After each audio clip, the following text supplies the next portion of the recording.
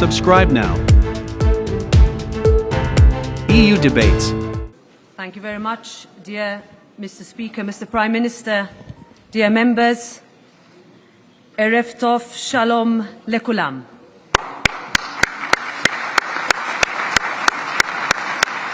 It is a great honor for me to be here with you in Jerusalem, in this place of history, of destiny, of hope, in the Knesset, this place of democracy, of liberty and of resilience. I am here to bring the message of Europe, to underline that the ties between our peoples are deep and the bond that we share is one that has been forged in the horror of our common history. A bond made in suffering and in salvation. A bond whose strength lies in its openness, honesty, straightforwardness, even criticism, but a bond that has and will withstand the test of time. This is my first visit. It will not be my last. And I wanted to come early in my mandate to send a signal of our willingness to engage, to underline the Parliament's commitment to furthering our ties and to underscore that the European Union and Israel share more than history.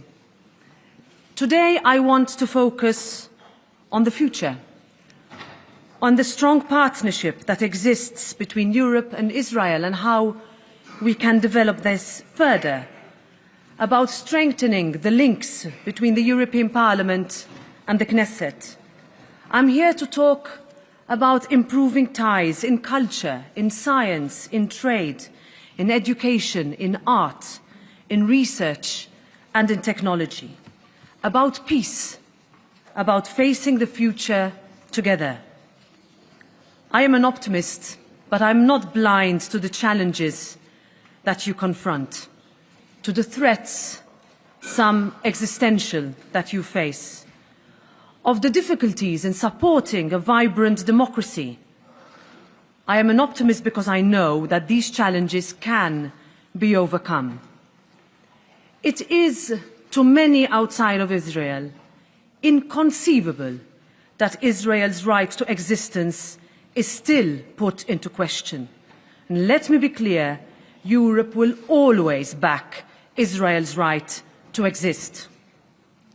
It was John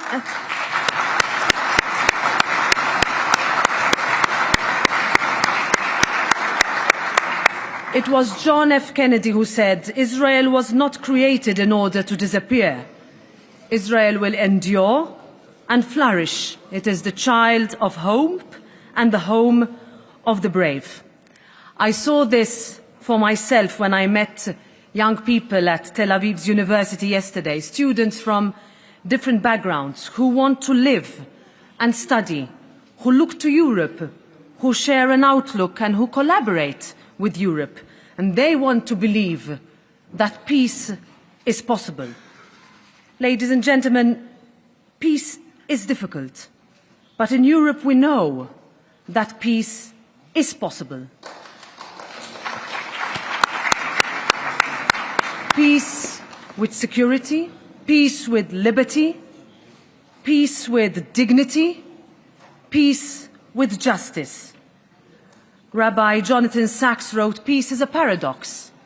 It has none of the purity and clarity of war, in which the issues self-defense, national honor, patriotism, pride are unambiguous and compelling.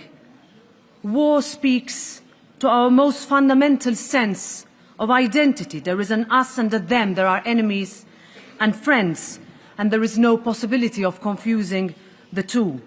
When enemies shake hands, who is now the us and who the them?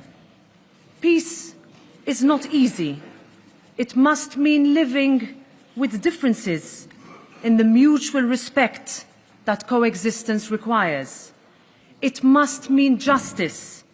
It must mean equality of opportunity. And it must mean parents who can see a future for their children. Europe is made up of peoples from different communities, with different cultures, nations, beliefs and traditions. Our Parliament's role is to ensure that everyone is included in our Europe, that no one is left behind. And I, like so many here, believe in the power of a parliamentary democracy and in parliamentary diplomacy to bring about positive change.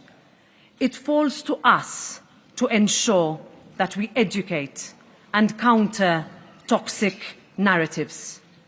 Ignorance promotes fear and distrust. Ignorance promotes hate, and education is the best weapon to fight prejudice and to combat extremism. I had the honor of visiting Yad Vashem today, an emotional reminder of lives lost, of children murdered simply because their grandparents were Jewish, but also of memories forever saved. It pains me to say that today we are seeing anti-Semitism on the rise. We know that this is a warning sign for humanity, and it matters to all of us. I will not be ambiguous. To be anti-Semitic is to be anti-European.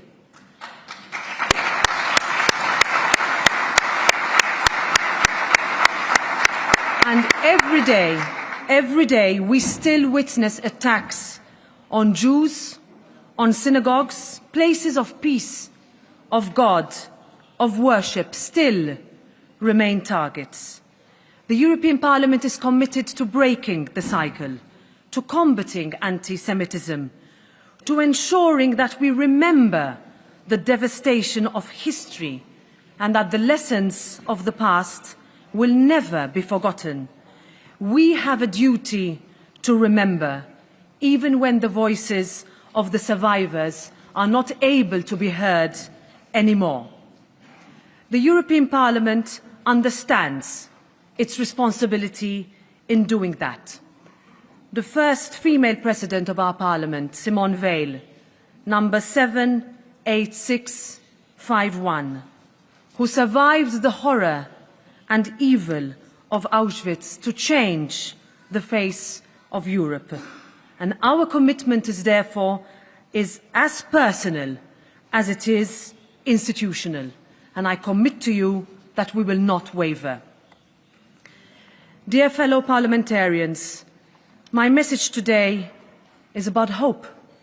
Hope in peace, hope in healing, hope in the future, hope in justice, hope in the certainty of belief, belief in the will of people and the ability of our generation to overcome, to address the challenges that have eluded generations past. And it is that sense of hope, that burden of history, that belief that has led the European Union's response to the invasion of Ukraine. Putin brought war back to Europe, an outrageous invasion of a sovereign, independent Ukraine. Today, the very foundations of the world's rules-based order have been shaken to the core. Putin now threatens the world with nuclear weapons. We must act together to do everything within our power to prevent Russia from using and other non-democratic actors from acquiring nuclear weapons that would bring only more death and irreparable destruction. The war in Ukraine is not a local or regional one. The impact of what happens in Ukraine is felt in Israel too. Since the beginning of the war, almost 6 million Ukrainians have had to flee their country. Some 27,000 Ukrainians have found safe haven here in Israel. They follow the footsteps of one of the great titans of Israel, Golda Meir, who was born 121 years ago this month in Kiev. Russia is threatening the world's food security, destroying fields, blocking transport routes, inciting artificial food shortage.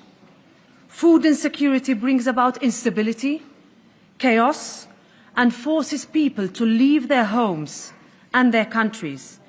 It can disrupt sensitive balances far from the origin of the source. And this is why the international community must remain steadfast and united in ensuring that sanctions on Russia are effective, allowing no loophole to be exploited. Ladies and gentlemen, in the past months, I have had to talk about war. In the past months, I have had to talk about war. תודה. חבר הכנסת טיבי, זה לא מכובד. חבר הכנסת טיבי, בבקשה. Ladies and gentlemen, it's okay. Keep going, please. Thank you. Sorry about that. This is the Israeli parliament. This is democracy. Yeah, this is democracy. Ladies and gentlemen, in the past months, I have had to talk about war. Yet both the basis and the ultimate objective of the European project is peace. Peace, democracy, and liberty. Objectives central to the future of Europe, of Israel, and of this region. And let me say here, those who preach violence do not have the answers. Violence has never been a solution. Terrorism is never justified.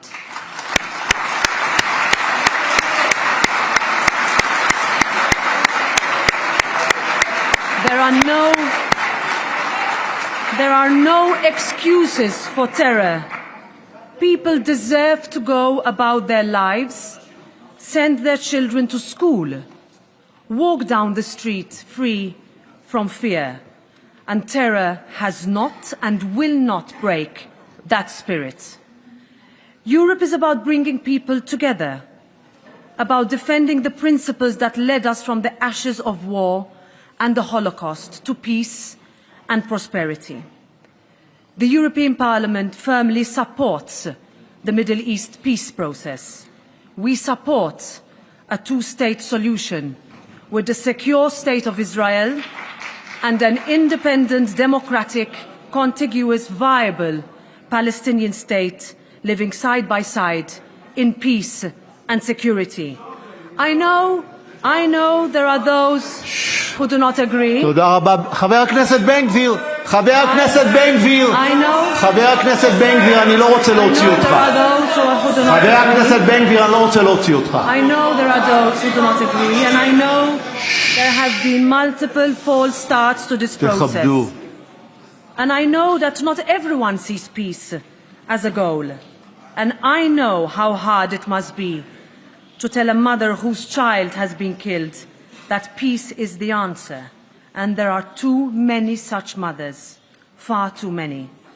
But peace is the only way forward, the only way for Israelis and Palestinians to live in safety and prosperity. Progress is possible. The Abraham Accords may well have seemed inconceivable only a short while ago, but they proved that history does not always have to be repeated and that the cycle can indeed be broken. Let me end by underlining that the European Parliament will always be a strong ally in the search for a way forward, in the quest for peace, and all the resources at our disposal will be made available for that aim. The story of your great nation is one of hope, of perseverance, of faith, and of overcoming adversity. This is the moment that Israel can lead the world in not only seeking, but in finding that elusive peace. If I have learned one thing, it is that how the next generation lives and what they learn is not yet decided, that the future is unwritten. Ben-Gurion spoke about the chronic idealism of the Jewish people, a trait that I recognize around this great hall in the sacred city. The world needs a dose of that idealism now. We can achieve the impossible together. The story of Europe, the endurance of Israel, is proof of exactly that. Thank you.